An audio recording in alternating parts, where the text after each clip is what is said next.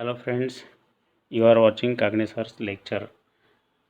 This lecture is on 1.6 into the wild of 12th class English. This is the second video on this chapter. In the very first video we have seen Lost in the Jungle. या पहिल्या प्रकरणाच्या पार्टमध्ये आपण किरण पुरंदरे यांनी आपण जंगलात कसे हरवलो होतो याविषयी उल्लेख केलेला आहे. या दुसऱ्या पार्टमध्ये tracking the panther of Nagarhole या प्रकरणामध्ये त्यांनी सॅग जंग यांच्याविषयी आपल्याला माहिती दिलेली आहे. सॅग जंग हे एक वाईल्ड फोटोग्राफर होते आणि त्याचबरोबर cinematographer, big cat tracker, man animal conflict resolution seeker and lodge owner all rolled in one हे एक अतिशय नामांकित अशा प्रकारचे वाईल्ड फोटोग्राफर होते. त्याचबरोबर एक सिनेमॅटोग्राफर होते आणि त्याचबरोबर वाईल्ड ॲनिमल कॉन्फ्लिक्ट रेझोल्युशन म्हणजे जे काही वन्यजीव आणि मानव यांच्यामधला दुवा साधणारे एक दुवा होते. त्याचबरोबर एक हॉटेल ओनर म्हणून सुद्धा, हॉटेल मालक म्हणून सुद्धा होते. मित्रांनो, जेव्हा जेव्हा जंग हे राजीव गांधी नॅशनल पार्क म्हणजेच नगरहोल राजीव गांधी नॅशनल पार्कच्या बाहेर जात असतात तेव्हा ते एकतर दक्षिण आफ्रिकेमध्ये जंगल सफारीसाठी जात असतात किंवा शहरामध्ये आर्ट गॅलरीमध्ये जे नैसर्गिक फोटो त्यांनी काढलेले वन्यजीव प्राण्यांचे त्या प्राण्यांचा त्या ठिकाणी प्रदर्शन घडवत असतात. आणि प्रदर्शन करत असतानाच लोकांना जी जंगलातली श्रीमंती काय आहे हे लोकांपर्यंत आणि महत्त्व काय आहे हे लोकांपर्यंत पोहोचत असतात. Jag recall with a great clarity and the incidents that ultimately leads to his answering the call of feline over the career dedicated finance. खरं म्हणजे झॅग यांनी अतिशय चांगल्या प्रकारची आर्थिक पगाराची नोकरी सोडूनसुद्धा त्यांनी व्याघ्रवर्णीय किंवा मांजरवर्णीय म्हणजेच वाघ असो, चित्ता असो यांच्या अभ्यासासाठी आपलं पूर्ण कारकीर्द या ठिकाणी झोकून दिलेली होती. It was somewhere around sunset. We were at the junction. The deer were calling. He says. We went around the blind turn, he continues, and ahead on the path was this old leopard. You will tell he was past his prime. आणि विशेष म्हणजे आम्ही संध्याकाळच्या वेळेला त्या ठिकाणी गेलेलो होतो. झॅग म्हणतात we were at the junction आणि आम्ही खरं म्हणजे सूर्य मावळणे आणि रात्र सुरू होणे अशा वेळेला आम्ही त्या ठिकाणी अगदी मध्यस्थाच्या वेळेला तिथे होतो. खरं म्हणजे त्या ठिकाणी the deer were calling he says आणि we went around the blind turn आणि खरं म्हणजे संध्याकाळची वेळ होत होती आणि त्या ठिकाणी up ahead the path was the old leopard आणि रस्त्यामध्ये आम्हाला एक वयस्कर अशा प्रकारचा बिबट्या दिसला. You could tell was the past his prime. खरं म्हणजे त्याचं तारुण्य उमेद ही खरं म्हणजे संपलेली आहे असं म्हटलं तरी चालेल. या ठिकाणी the jungle had taken toll on him आणि जंगल या ठिकाणी त्याला खरं म्हणजे एक वेगळं लेखतं आहे असं म्हटलं तरी चालेल. त्याचबरोबर close this leopard was another very young good looking male who was soon to come into his prime. आणि या लेपार्डच्या वयस्कर अशा प्रकारच्या बिबट्याच्या बाजूला एक तरुण बिबट्या होता. It was like looking the at the past and present. खरं म्हणजे या वयस्कर बिबट्याचा तो वर्तमान आणि भूतकाळ होता म्हटलं तरी चालेल. It was clear that there was going to be fight. आणि असं आम्हाला सहजतेने वाटत होतं की कदाचित या दोघा जणांचं आता भांडण होईल. Unfortunately the sun was setting and we had to leave. But the next morning I went the spot back. Sitting on the high rock was the young leopard. Blood was dripping from the gash across his face and he sat there like he was young, the king of the jungle. आणि संध्याकाळ होत होती, सूर्य मावळत होता म्हणून आम्हाला जाणं भाग होतं. आणि अशा वेळेला परंतु दुसऱ्या दिवशी सकाळी मी जेव्हा जाऊन बघितलं त्यावेळेस अक्षरशः तो जो तरुण बिबट्या होता त्या ठिकाणी उभा होता आणि त्याच्या तोंडाला ज्या जखमा झाल्या होत्या त्याच्यातून ब्लडसारखं वाहत होतं. म्हणजे डेफिनेटली आणि विशेष म्हणजे या ठिकाणी तो the king of the jungle, जंगलचा राजा आहे अशा पद्धतीने तो बसलेला होता. म्हणजे त्यानं I knew right then he had taken over that it was the beginning of a new journey for him and for me also. आणि मला या ठिकाणी लक्षात आलं की त्याने आपला प्रवास, जीवनाचा प्रवास सुरू केलेला होता. जो वयोवृद्ध बिबट्या होता त्याच्यावरती राज्य म्हणजे जिंकून त्याने याने जंगलाचा राजा म्हणून या ठिकाणी स्वतःला घडविलेलं होतं असं म्हटलं तरी चालेल. Photograph that leopard, the Victor Scarface, as Saz named him, not only made Saz famous among the India's wild community but also led Saz enviable reputation as the chronicler the world. आणि मित्रांनो या ठिकाणी सॅजला तो जो काही बिबट्या, तरुण बिबट्या होता त्या तरुण बिबट्याने अतिशय प्रसिद्ध केलं. तरुण बिबट्याला त्याने स्कारफेस अशा प्रकारचं नाव दिलं होतं आणि त्याच्या फोटोमुळे शॅजला अतिशय प्रसिद्धी मिळालेली होती.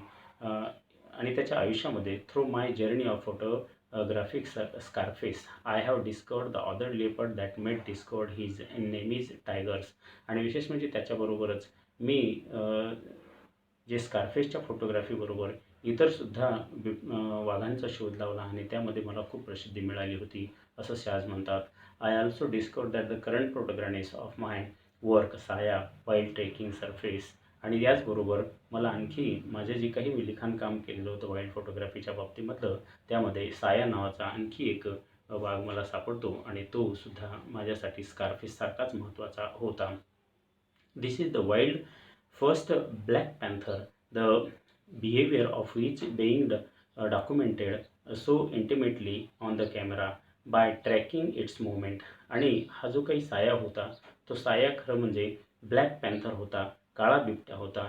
आणि त्याचं छायाचित्र काढत असताना अतिशय त्याचं जे काही डॉक्युमेंटेशन करत असताना कॅमेऱ्याच्या समोर तो येतो त्यावेळेस तो रुबाबदारपणे आपल्याला फोटो देतो आणि त्याच्यामुळे सुद्धा मला प्रसिद्धी मिळाली असं तो म्हणतो.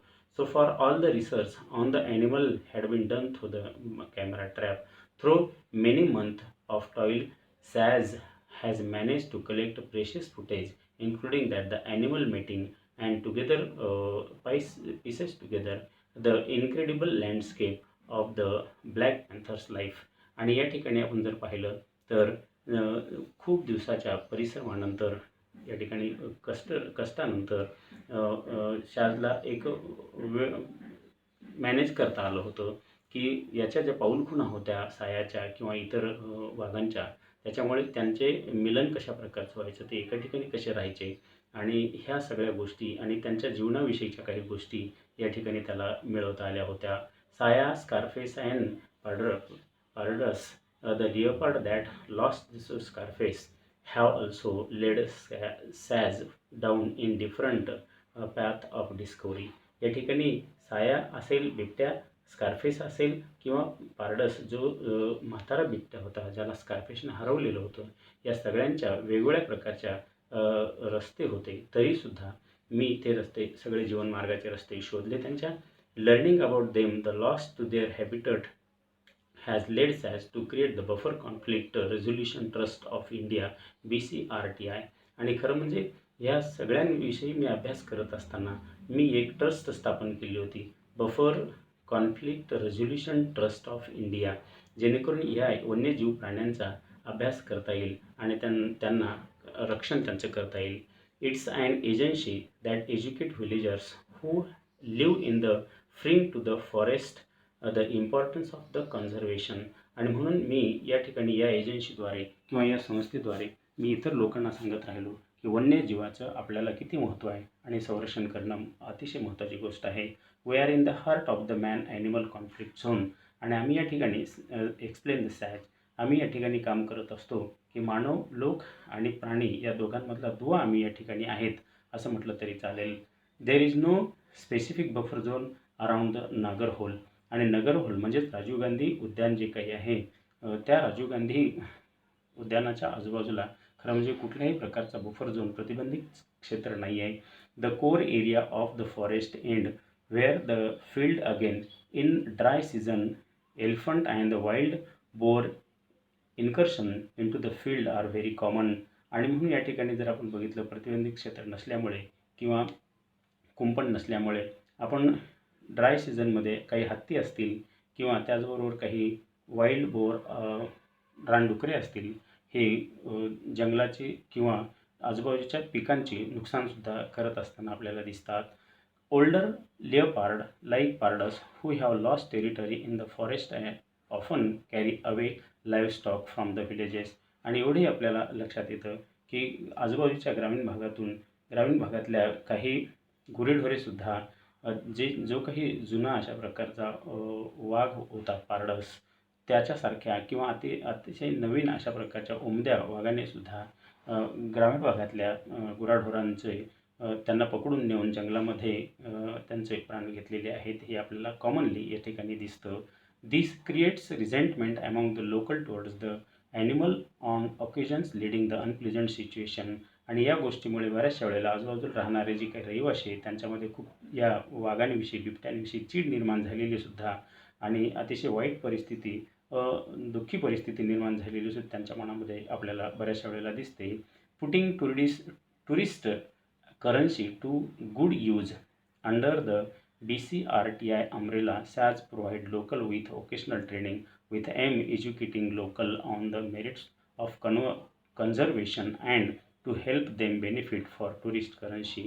आणि म्हणून याच्यासाठी शाज याने पुढाकार घेऊन BCRITच्या छताखाली या आजूबाजूच्या गावकऱ्यांना एक ओकेशनल ट्रेनिंग दिली आणि त्यांना महत्त्व सांगितलं की आपल्याला हे जे काही वन्य प्राणी आहेत यांचं संरक्षण करावं लागेल जेणेकरून तुम्ही इकडनं येणारे जे काही व्हिजिटर्स आहेत the visitors at the resort are welcome to the volunteer to teach skill training class on their choice. आणि म्हणून जे काही लोक या ठिकाणी आपल्याला या उद्यानाला भेट द्यायला येतात त्या लोकांना इथली माहिती सांगा आणि इथलं कौशल्य सांगा जेणेकरून तुम्हालाही 4 पैसे मिळतील आणि वन्यजीवाचं संरक्षणसुद्धा होईल. The acquired skill enable local to find employment with any of the numerous wildlife resorts in the region if not in the faraway city. आणि म्हणून अशा पद्धतीने जर ह्या लोकांना रोजगार उपलब्ध करून दिला तुम्हाला शहरामध्ये सुद्धा जाण्याची आवश्यकता गरज पडणार नाही रोजीरोटीसाठी. आणि त्याचबरोबर वाईल्ड लाईफ रिसॉर्ट जी काही आहे याचंही आपल्याला मोठ्या प्रमाणामध्ये रक्षण करता येईल. म्हणून आजूबाजूच्या लोकांना गावातल्या लोकांना शाहज यांनी ट्रेनिंगसुद्धा दिलेली होती. असंच दुसरं एक उदाहरण या ठिकाणी आपल्याला मिळतं.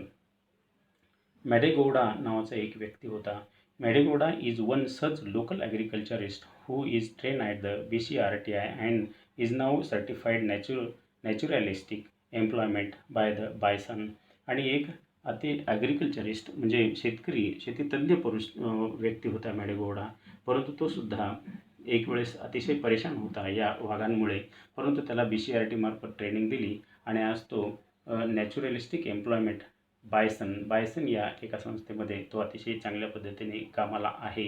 In the past I have lost almost 80% of the season yield of sugarcane to such animal attack. आणि तो या ठिकाणी आपल्याला सांगतो की मी याआधी शेतकरी असताना जवळपास 80% ऊसाचं नुकसान इथले जे काही वन्यजीव ते करत असत. आणि म्हणून मॅडेगौडासुद्धा ते सांगतात की मी खूप त्रस्त होतो. I used to hate. मलासुद्धा त्यांचा तिरस्कार यायचा इथे ह्या वन्यजीव प्राण्यांचा. But now I have learned how important these animals are. परंतु मला आता लक्षात आलेलं आहे की ही ॲनिमल्स आपल्यासाठी खरं म्हणजे खूप महत्त्वाचे आहेत. These animals are and value protecting them. He says, I have known these jungles for 35 years. I know where the animals are and I realize I can guide visitors, get paid for it. In a way, animals are paying me back. आणि बघा या ठिकाणी यांनी सांगितलेलं आहे की मी गेल्या 35 वर्षापासून या जंगलामध्ये काम करतो आणि जे काही लोक या ठिकाणी येतात पाहण्यासाठी त्या लोकांना मी गाईड करत असतो आणि ते व्हिजिटर्स लोक जे काही आहेत मला भरपूर पैसे देत असतात. त्याच्यामुळे मी प्राण्याचं संरक्षण करतो आणि त्याच्यातून मला भरपूर उत्पन्नसुद्धा होतं. The forest have touch me many things. For instance listening is a sense फार मोर इम्पॉर्टंट दॅन साईट.